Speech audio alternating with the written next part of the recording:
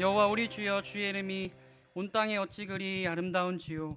하나님 아버지, 우리가 이 자리 가운데 모여 하나님의 기쁘신 사랑과 은혜 가운데 충만히 거하기를 진심으로 소망합니다. 아버지, 함께하여 주셔서 하나님을 더욱더 사랑하고 하나님을 더욱더 알고 하나님 앞에 우리들의 삶을 드릴 수 있는 귀한 시간 될 수 있도록 하나님 인도하여 주시옵소서. 성령 하나님에 대해 우리가 함께 나누고 있습니다. 하나님, 우리 가운데 함께 계시는 그 성령 하나님, 우리가 단지 어떤 능력으로 그렇게 치부하는 것이 아니라 오직 하나님께서 우리 가운데 함께 계시다는 그 놀라운 사실을 우리가 깨달을 수 있는 오늘이 될 수 있도록 주여 인도하여 주시옵소서. 감사드리며 예수님의 이름으로 기도합니다. 아멘. 우리 서로에게 함께 인사하셨으면 좋겠습니다. 반갑습니다. 잘 오셨습니다. 함께 인사하시겠습니다. 반갑습니다. 잘 오셨습니다. 우리 함께 예배를 통해서 하나님의 은혜를 나누고 또 진심으로 하나님 앞에 더욱더 가까이 나아가는 오늘이 되기를 진심으로 소망합니다. 오늘 함께 말씀 나누겠습니다. 사도행전 19장 1절에서 10절까지의 말씀입니다. 사도행전 19장 1절에서 10절까지의 말씀입니다. 제가 가진 성경으로 신약성경 220페이지에 있습니다. 사도행전 19장 1절에서 10절까지 저와 여러분이 교독해서 함께 읽도록 하겠습니다. 아볼로가 고린도에 있을 때에 바울이 윗지방으로 다녀 에베소에 와서 어떤 제자들을 만나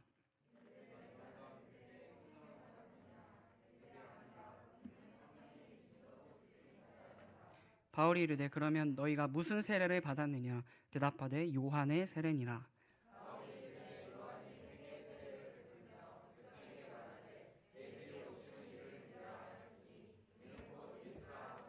그들이 듣고 주 예수의 이름으로 세례를 받으니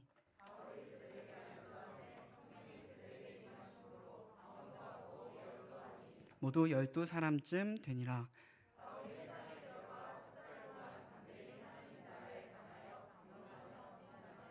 어떤 사람들은 마음이 굳어 순종하지 않고 무리 앞에서 이 돌을 비방하거늘 바울이 그들을 떠나 제자들을 따로 세우고 도란노 서원에서 날마다 강론하니라. 2해 동안 이같이 하니 아시아에 사는 자는 유대인이나 헬라인이나 다 주의 말씀을 듣더라. 아멘. 여러분, 바람의 움직임은 참으로 자유롭습니다. 때때로는 하늘하늘하게 그리고 강하게 불기도 합니다. 자유롭고 굉장히 변화무쌍하죠.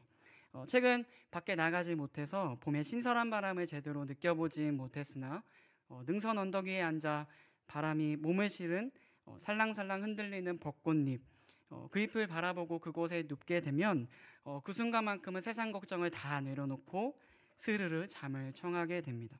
우리의 마음을 굉장히 편안케 하죠. 성령님의 역사도 이와 같습니다. 우리는 그분을 눈으로 볼 수도 없고 만질 수도 없지만 그분께서 일하심으로 성령께서 우리 가운데 계시는구나 라는 사실을 알게 됩니다. 우리는 흔들리는 꽃잎과 같이 성령님의 영향을 받고 성령님의 도우심을 받고 살며 기동하며 존재합니다. 오늘 이 밤 그 성령 하나님께 우리의 마음과 생각을 온전히 내어 맡기는 귀한 시간 되기를 진심으로 소망합니다. 오늘은 우리 주께서 주시는 성령 세례에 대해 여러분과 함께 나누고 그리고 그 성령 세례가 교회에게 주는 의미에 대해 함께 나누고자 합니다. 여러분, 성령 세례가 무엇일까요? 신약과 구약 시대는 근본적으로 예수님께서 주시는 이 성령 세례에 의해 구분이 됩니다. 구약 시대와 신약 시대를 이어주었던 인물이 있습니다. 바로 세례자 요한입니다. 그는 주님 오실 길을 예비하는 사명을 가지고 있었습니다. 그의 주된 사역으로 여러분 아시는 것처럼 물로 세례를 주는 것이었습니다. 성경은 세례자 요한이 준 세례가 있고 또 성령께서 주시는 세례가 있다고 말씀합니다. 굳이 나누자면 세례자 요한의 시대는 구약 시대에 이루어진 사건이고 예수님께서 주시는 성령 세례는 바로 신약 시대에 이루어진 일입니다. 이 차이를 아는 것이 성령 세례를 이해하는 데 좋은 도움이 됩니다.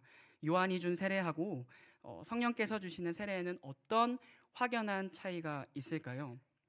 먼저 세례자 요한은 그가 기다리던 메시아가 이 땅에 온다면 다른 성격의 세례를 우리에게 줄 것이라고 말씀하십니다. 마가복음 1장 8절입니다. 나는 너희에게 물로 세례를 베풀었거니와 그는 너희에게 성령으로 세례를 베푸시리라. 위 말씀을 주목해 봅시다. 그는 예수께서 주실 세례와 본인이 주는 세례에 대해 명확히 구분하고 있습니다.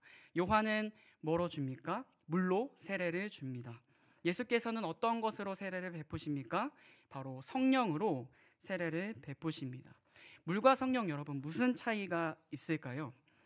먼저 물이 주는 의미를 생각해 보려면 구약시대 중요한 인물이었던 모세에 대해 알 필요가 있습니다. 여러분 모세의 이름 뜻을 잘 알고 계십니까? 모세의 이름 뜻이 무엇입니까? 물에서 건지다라는 뜻입니다. 그가 이스라엘 백성들을 데리고 홍해를 건넜을 때 그때에도 물을 가르고 건넜습니다. 그들을 쫓아오던 애굽 사람들은 모두 물에 빠져 죽었습니다.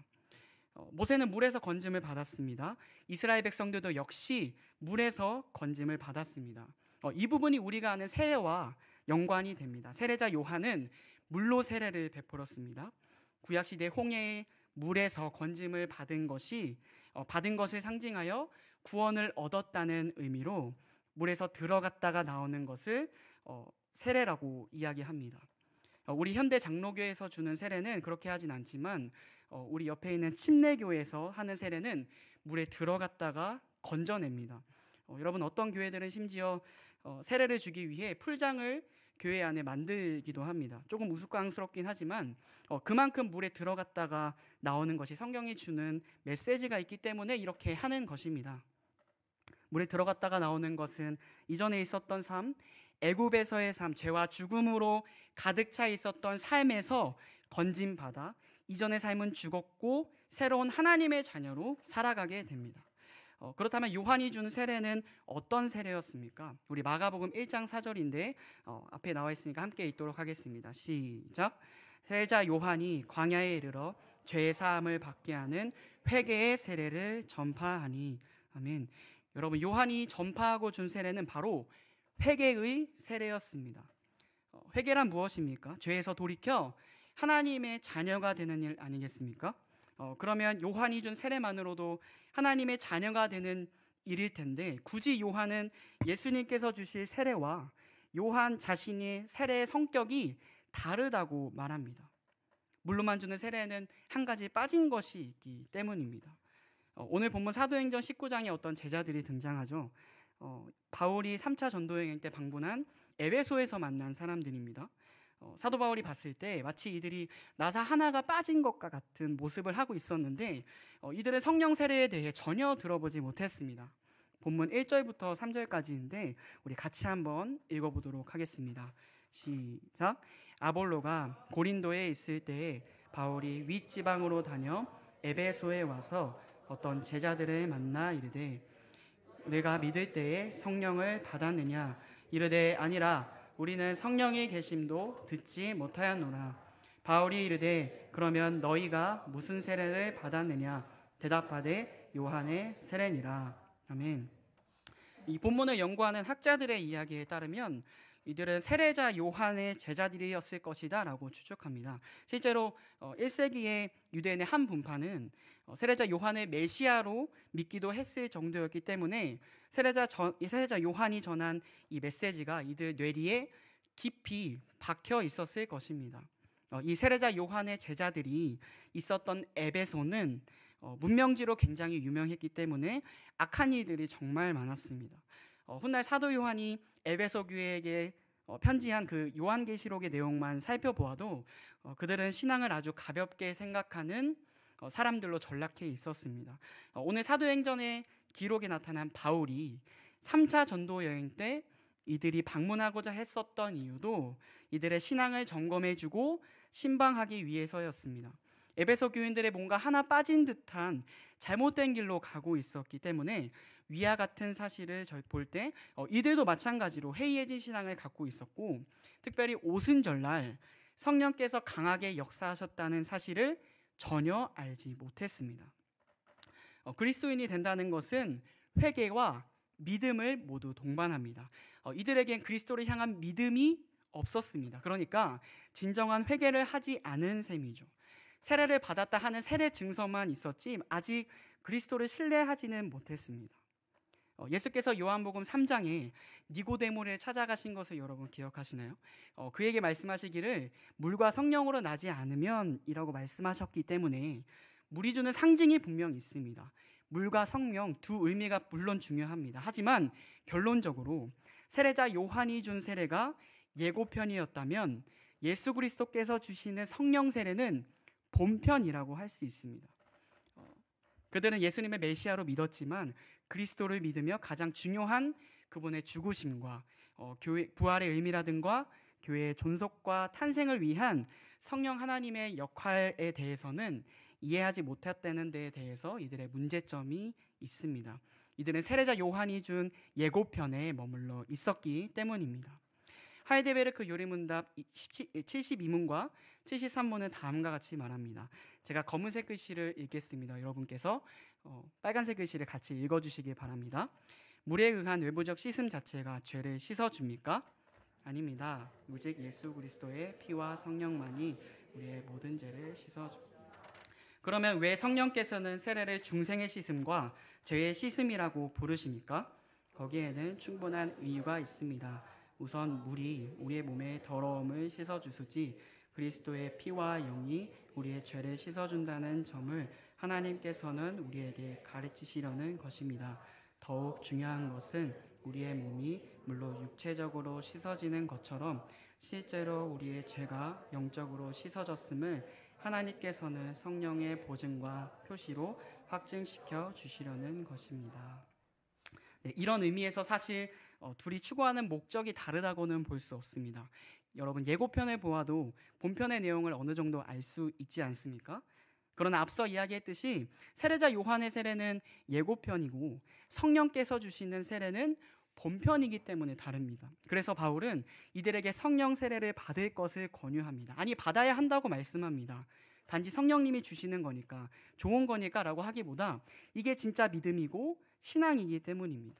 여러분 그렇다면 성령께서 주시는 세례의 특징은 무엇일까요? 성령 세례라고 할 때는 성령님이 우리를 붙잡아서 어떤 곳에서 다른 곳으로 우리를 이동시키시는 것입니다. 예를 들면 우리가 서울로 가야 하는데 부산행 열차를 탔다고 생각해 봅시다. 서울로 가야 하려면 어떻게 해야 할까요? 서울행을 타야 하는 게 맞겠죠. 이와 같이 성령께서 우리에게 이러한 역할을 해주시는 것입니다. 우리는 흔히 성령 세례라고 할 때 성령님께서 우리를 지배하시는 것, 우리가 성령 안에서 파묻히는 것, 그래서 우리 마음이 뜨거워지고 불같은 마음이 샘솟아야 하고 따스한 느낌이 들어야 하고 성령 받아라 성령, 네, 그렇게 할 때가 참 많습니다. 이럴 때 나타나는 어려움 중에 하나가 뭐냐면 내게 이런 느낌이 없으면 나는 성령이 없는 자인가 하는 점입니다. 여러분 성령 세례를 받으셨습니까? 네, 그렇습니다. 우리는 모두 성령 세례를 받은 사람입니다. 왜냐하면 성경이 분명히 예수를 믿으면 우리 안에 성령이 있다고 누누이 강조해 주시고 있기 때문입니다. 갈라디아서 4장 4절에서 6절입니다. 때가 참에 하나님이 그 아들을 보내사 여자에게서 나게 하시고 율법 아래에 나게 하신 것은 율법 아래에 있는 자들을 속량하시고 우리로 아들의 명분을 얻게 하려 하심이라. 너희가 아들임으로 하나님이 그 아들의 영을 우리 마음 가운데 보내사 아빠 아버지라 부르게 하셨느니라. 아멘. 여기 있는 모두는 하나님을 아빠 아버지로 부르는 자격이 주어진 사람들입니다. 옆에 있는 분들이 여러분 가장 소중한 가족입니다. 왜냐하면 우리의 한 성령 안에서 하나님을 아빠 아버지라 부르는 한 권속이기 때문입니다. 우리는 한 성령 안에서 성령으로 인하여 세례를 받았다는 사실이 굉장히 중요합니다. 성령께서 세례를 베푸셔서 이제 우리는 한 몸이 되었습니다. 다 한 성령을 마신 것이기 때문입니다.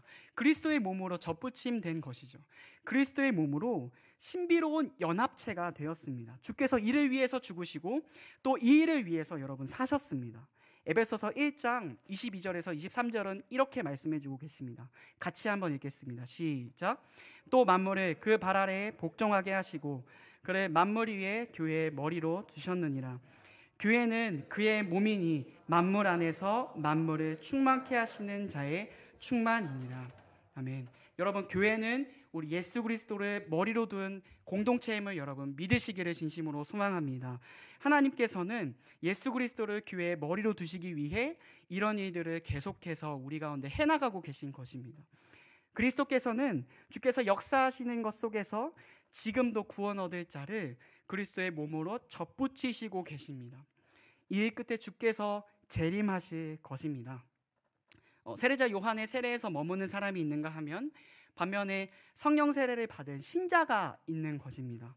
여기 계신 모두는 한 성령 안에서 세례를 받아 그리스도의 몸으로 모두 접붙임된 분들임을 믿습니다. 그때야 비로소 그리스도의 몸에 접붙임된 신비로움을 알게 되고 예수 그리스도를 머리로 두는 일이 얼마나 귀하고 기쁜 일인지를 여러분 깨닫게 됩니다. 이러한 기쁨을 아는 것이 성령 세례를 받은 사람들의 증거입니다. 그것이 바로 교회입니다. 그러므로 교회는 성령님의 나타나심이 두드러진 곳이 되어야 합니다. 오늘 본문 말씀에서와 같이 사도 바울이 세례자 요한의 제자들에게 주 예수의 이름으로 세례를 준 이유는 그들 안에서 그리고 그들 밖에서 만나는 모든 사람에게 성령의 나타나심이 두드러지도록 하시기 위해서임을 기억하시길 바랍니다. 오늘 우리 교회는 어떻습니까? 성령의 나타나심이 두드러진 곳입니까? 아니면 우리를 통해서 어쩌면 육체의 소욕이 더욱더 많이 일어나는 공동체입니까? 우리를 통해서 예수 그리스도가 드러나고 있습니까? 우리는 더 이상 우리 자신의 잘못을 다른 사람에게로 돌려서는 안 됩니다. 우리 교회가 참으로 성령 하나님의 나타나심이 두드러진 교회, 예수 그리스도를 머리로 하여 각 지체가 서로 조화롭게 잘 연결된 귀한 공동체가 되어야 합니다. 여러분, 그렇다면 한 성령으로 세례를 받아 성령 하나님의 나타나심으로 두드러진 교회, 그 성령 공동체의 특징은 무엇일까요? 우리 모임을 잘 점검하기 원합니다. 먼저 첫 번째로 교회 공동체는 하나의 몸과 많은 지체가 있는 곳입니다. 우리 본문 5절과 6절입니다. 제가 읽도록 하겠습니다. 그들이 듣고 주 예수의 이름으로 세례를 받으니 바울이 그들에게 안수하매 성령이 그들에게 임하심으로 방언도 하고 예언도 하니. 아멘. 세례자 요한이 따르던 제자들이 비로소 바울과 같이 한 성령 안에서 세례를 받게 됩니다. 이들 역시 주께서 허락하신 대로 성령의 역사를 체험합니다. 교회로 소속된 것이죠. 고린도전서 12장 14절에서부터 27절까지는 같은 성령 안에서 한 몸이 된 여러 지체들에 대해서 자세히 설명합니다. 요점은 이것입니다. 만일 일단 예수께서 우리의 머리가 되시고 각 지체별로 각자의 역할이 있습니다. 눈이 있고 귀가 있고 새끼발가락이 있고 손톱이 있습니다. 기타 등등 우리 몸을 포함한 많은 것들이 오장육부가 있는데 이 모든 것들 중에 하나가 없으면 몸이 성하겠느냐 하는 것입니다. 손을 깨물어 봅니다. 손을 깨물면 다른 것이 반응을 안 할까요? 그렇지 않습니다. 움찔하게 됩니다. 고린도전서 12장 26절에서 27절까지만 함께 읽도록 하겠습니다. 시작. 만일 한 지체가 고통을 받으면 모든 지체가 함께 고통을 받고 한 지체가 영광을 얻으면 모든 지체가 함께 즐거워하느니라. 너희는 그의 몸이 그리스도의 몸이요 각 지체의 부분이니라. 아멘. 여러분, 몸이 떨어지면 마음도 멀어지게 되죠. 우리 중에 아픈 지체가 있으면 우리도 아파해야 합니다. 아프지 않으면 여러분 한 몸이 아닙니다. 왜 내게 저 지체가 아파하는데 내 마음이 아프지 않은지 울며 여러분 통곡해야 합니다. 나 아픈 것만 알아달라고 해서도 안 되는 부분입니다. 성경이 이 사실을 가르쳐 줍니다. 여러분, 그 반대는 어떨까요? 우리는 서로 교인이 잘 되는 꼴을 잘 못 봅니다. 또 잘 되는 것은 무엇입니까? 항상 그 기준이 세상의 것과 굉장히 연관되어 있을 때가 많습니다. 기쁠 때는 함께 기뻐해야 되는 것이 맞습니다. 그러나 우리는 이것을 잘 하지 못합니다. 저 사람은 정말 내 사람으로 여기려는 마음이 우리 가운데 없기 때문입니다. 성령님의 나타나심이 두드러진 교회의 특징은 서로 아파해야 합니다. 서로 기뻐해야 합니다. 같은 한 성령으로 세례를 받았기 때문입니다. 사실 이러한 사실은 우리 목회자들 사이에서도 빈번히 등장합니다. 어떤 나이가 돼서는 결혼을 해야 하고 또 어떤 나이가 돼서는 또 사택이 필요하고 또 큰 교회에 가야 하고 이러한 일들이 그렇게 중요하지 않은데 부끄럽지만 우리 목회자들 사이에서도 이러한 일들이 비일비재하게 일어나는 것을 알 수 있습니다. 성령님의 역사하신다, 성령으로 충만함을 받는다라는 이 문장을 단순히 교회가 막 뜨거워지고 두 손 높이 흘리고 찬양하고 그런 것만을 의미하지 않습니다. 어떨 때는 우리의 냉철한 이성으로 모든 것을 포기해야 하는 때도 있습니다. 그렇게 하는 것이 진정한 성령의 역사하심이라고 저는 믿습니다. 사랑하는 여러분, 어떻습니까? 코로나19로 우리의 시선이 우리 자신으로만 굉장히 많이 향해 있습니다. 누구나 다 힘들죠. 어렵습니다. 그러나 우리 안에 다른 영혼들을 돌아볼 줄 아는 넉넉한 마음이 저와 여러분에게 있게 되기를 진심으로 소망합니다. 하나님은 부자의 떵떵거리는 액수가 많은 금액, 누가 보아도 보기 좋은 그런 것들을 받지 않으시고 가난한 과부의 두렙돈을 받으셨습니다. 우리 주께서는 한 소년의 작은 보리떡 5개와 물고기 2마리를 받아 그것으로 수많은 사람들을 먹였습니다. 여러분, 교회를 위해 우리가 실천해야 될 것들을 반드시 실천해야 합니다. 그러할 때에 하나님께서 일하시기 시작하십니다. 우리 잡고 있는 것들을 내려놓을 용기도 여러분 필요합니다. 여러분, 무엇을 손에 잡고 계십니까? 교회를 위해서 마땅히 포기할 줄 아는 여러분의 삶 되기를 진심으로 소망합니다. 두 번째로, 성령님의 나타나심이 두드러진 교회의 특징은 바로 하나님의 나라를 전파합니다. 금일 본문 마지막 3절입니다. 우리 함께 읽어보도록 하겠습니다. 8절에서 10절인데 함께 읽도록 하겠습니다. 시작. 바울이 회당에 들어가 3달 동안 담대히 하나님의 나라에 관하여 강론하며 권면하되 어떤 사람들은 마음이 굳어 순종하지 않고 무리 앞에서 이 도를 비방하거늘 바울이 그들을 떠나 제자들을 따로 세우고 두란노 서원에서 날마다 강론하니라. 2해 동안 이같이 하니 아시아에 사는 자는 유대인이나 헬라인이나 다 주의 말씀을 듣더라. 아멘. 여러분, 교회 공동체는 이 사도 바울의 움직임처럼 매우 역동적이어야 합니다. 그리고 전투적이어야 합니다. 이 바울이 취했던 행동을 여러분 보시기 바랍니다. 그는 아주 담대히 하나님의 나라를 전파했습니다. 그는 사람들의 신경을 쓰지 않았습니다.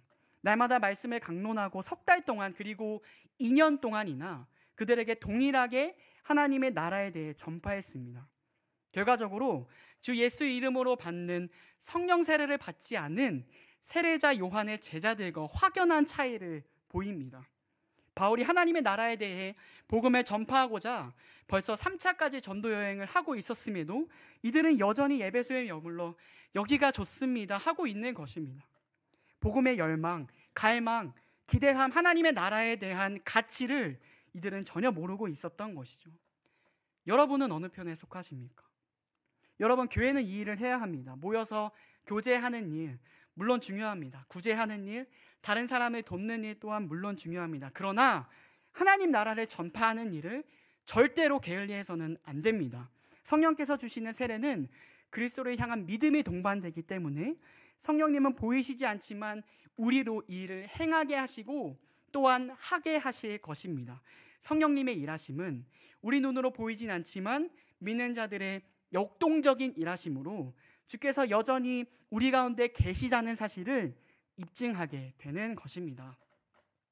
영국의 유명한 학자인 제임스 패커는 목회자를 준비하는 사역자들에게 다음과 같은 2가지 질문을 반드시 해야 한다고 우리에게 전해줍니다. 하나는 당신이 거듭났습니까? 이고 다른 하나는 당신은 성령을 경험했습니까? 입니다. 성령님을 하나님으로 온전히 이해하지 않는 그리스도인들이 너무나도 많습니다. 단순히 그리스도인들에게 어떤 유익을 주는 존재, 마치 알라딘 예술 램프처럼 그를 통해서 병도 낫고 좋은 일이 일어나야만 하는 그냥 능력자에 불과한 것으로 전락할 때가 너무나도 많습니다. 그러나 그리스도인들은 성부 하나님을 사랑하고 성자 하나님을 사랑하는 것처럼 우리 성령 하나님도 사랑해야 될 줄 믿습니다. 성령 하나님께서는 지금도 우리 가운데 함께 하시기 때문에 우리가 성령 하나님을 근심하게 하는 일은 절대로 없어야겠습니다. 우리 가운데 함께 계신 그 하나님께서 지금도 우리 가운데 여전히 능력으로 함께 계심을 믿고 성령 하나님을 온전히 의지하시는 저와 여러분의 삶 되기를 진심으로 소망합니다. 목회자에게 최대의 저주는 성령 없이 목회하는 것입니다. 우리는 이 사실을 두렵고 떨림으로 받아야 합니다. 같은 성령 안에서 우리를 구원하신 지금도 우리 가운데 계신 성령님, 여러분 마음 가운데 함께 하시는 성령 하나님을 근심하게 하지 마시길 바랍니다. 갈라디아서 5장 16절에서 17절 말씀입니다. 너희는 성령을 따라 행하라. 그리하면 육체의 욕심을 이루지 아니하리라. 육체의 소욕은 성령을 거스르고 성령은 육체를 거스르나니 이 둘이 서로 대적함으로 너희가 원하는 것을 하지 못하게 하려 함이라. 아멘. 성령께서 우리 안에 온전히 나타나실 수 없는 이유가 있습니다. 그분은 거룩하시기 때문입니다. 날마다 죄와 하나님 사이를 저울질하는 우리에게는 가장 취약적인 것입니다. 여러분, 왜 우리 안에 성령의 능력이 나타나지 않는지 아십니까? 성령께서 온전히 거할 곳이 우리 마음 가운데 없기 때문입니다. 우리는 그분을 통해서 알라딘 요술램프처럼 어떤 체험만 얻으려고 하지, 하나님 나라에 대해서는 살고자 하는 깊은 열망과 하나님 말씀을 더욱더 알고자 힘쓰는 열망이 우리 가운데 없습니다. 여러분, 하나님 나라를 전하기 위한 거룩한 부담이 여러분에게 있어야 합니다. 이 코로나 사태로 인해 지금 제대로 예배하지 못하는 것에 대해서 불편해 하셔야 합니다. 그리고 사랑하는 신성교회 교인들 한 분 한 분 잘 지내고 계시는지 안부를 물으며 한 성령 안에서 삶을 살아가도록 다짐해야 합니다. 우리는 예수께서 걸어가신 길을 걷기 위해 더욱 성령 하나님께서 우리 가운데 더욱더 활발히 역사하시기를 간구하고 기도해야 합니다. 이와 같은 사실을 기억하는 저와 여러분의 삶 되기를 주의 이름으로 부탁드립니다. 우리는 지금까지 두 가지에 대해서 살펴보았습니다. 한 성령 공동체에서 역사하는 교회의 특징, 먼저는 예수 그리스도를 머리로 두고 많은 지체가 있는 교회의 몸과 많은 지체가 있는 곳이 성령 공동체의 특징입니다. 두 번째는 우리가 앞서 살펴보았던 것처럼 하나님의 나라를 전파하는 것이 우리 그 교회들의 특징입니다. 우리 이 교회의 두 특징이 우리 신성교회 안에도 있어서 성령 하나님께 우리의 삶을 내어 맡길 수 있는 저와 여러분 되었으면 좋겠습니다. 여러분, 정말 교회가 부흥되기를 원하십니까? 그렇다면 성령 하나님을 더욱 의지하시길 바랍니다. 그분은 진리의 영이십니다. 죄 많은 이 세대에 유일한 참 소망 되신 예수 그리스도를 더욱 드러내기를 원하십니다. 담임 목사님께서 우리에게 날마다 부흥될 것이다, 참된 부흥이 있을 것이다 이야기하시는데 이 질문을 저에게도 해보았습니다. 정말 제 마음에 교회의 참된 부흥을 정말로 진심으로 진지하게 갈망하는지 물었습니다. 나는 정말 부흥을 원하는가? 사역자로서 참 부끄러운 것은 코로나 때문에 할 수 없어, 안 돼라는 말만 수도 없이 해왔던 점입니다. 교회를 탓하고 현실을 탓하기 바빴던 제 자신이 보였습니다. 그러나 주께서 한 가지 깨닫게 해주신 것이 있었습니다. 부흥은 바로 나로부터 시작된다는 사실입니다. 여러분, 내가 변하면 됩니다. 내가 바뀌어야 옆에는 10사람 중 한 사람이라도 삽니다. 그러면 그렇게 정말 소수의 몇 사람이 바뀌어서 살고 바뀌면 부흥은 시작되는 것입니다. 여러분, 부흥을 진심으로 갈망하십니까? 우리 옆에 있는 모든 지체들과 또 내 자신이 참된 부흥을 정말 진심으로 갈망하실 수 있는 저와 여러분의 삶 되었으면 좋겠습니다. 크게 보려는 마음은 내려놓고 나 자신을 먼저 살펴야 합니다. 나는 내 삶에서 참된 부흥을 원하는가? 육체의 소욕을 따르는 일에서 성령을 쫓으며 하나님을 따르며 그리스도를 자랑스럽게 여기는가? 매일같이 큐티를 하고 하나님의 말씀을 아는 것이, 그리고 전하는 것이 정말 자랑스러운 일인가? 여러분, 고민해 봐야 합니다. 생각해 봐야 합니다. 예수께서 서기관들과 바리새인들에게 말씀하셨던 것처럼 화 있을진저 외식하는 서기관들과 바리새인들이여, 회칠한 무덤 같으니 겉으로는 아름답게 보이나 그 안에는 죽은 사람의 뼈와 모든 더러운 것이 가득하도다라는 말은 우리 교회에서 절대 떨어져서는 안 되는 것입니다. 우리 모인 이곳이 이와 같이 되지 않기를 진심으로 소망합니다. 말씀을 마무리하겠습니다. 우리는 오늘 성령 세례에 관해서, 그리고 한 성령 안에서 세례를 받은 교회의 특징을 살펴보았습니다. 첫째로 아까 나눴던 것처럼 하나의 몸과 많은 지체가 있는 곳입니다. 그래서 서로 아파하며 서로 기뻐해야 합니다. 둘째로 하나님의 나라를 담대하게 전하는 공동체입니다. 이 사실을 기억하면서 우리 신성 공동체가 하나님의 그 은혜 안에서 성령 하나님께 우리의 삶을 내어 맡기고 우리가 한 공동체에 있다는 사실을 기억하며 하나님께 이 사실에 초점을 맞추고 삶을 살아가는 귀한 저와 여러분이 되기를 진심으로 소망합니다. 이 사실을 기억하고 성령 하나님을 근심케 하지 않는 우리 모두가 됐으면 좋겠습니다. 우리 함께 기도하시겠습니다. 하나님 아버지, 감사합니다. 우리가 성령 하나님을 우리 마음 가운데 두고 있다는 사실을 매일같이 망각하고 살아갈 때가 참 많습니다. 하나님 아버지, 우리가 우리 마음 가운데 성령 하나님을 근심하게 하지 않는 사람들이 되게 하여 주시옵소서. 우리가 신자로서 우리 삶 가운데 하나님의 일하심을 경험하기 위해서 우리의 모든 것을 주 앞에 내려놓아야 할 줄 믿습니다. 우리 마음 가운데 혹여 하나님께서 거하실 곳이 없다면 하나님 회개하게 하시고 돌이키게 하시고 성령 하나님께서 우리 마음 가운데 활발히 일하시고 우리 교회 가운데 활발히 일하실 수 있도록 우리의 삶을, 우리의 교회를 주 앞에 내어 맡기는 귀한 우리가 되게 하여 주시옵소서. 감사드리며 예수님의 이름으로 기도합니다. 아멘.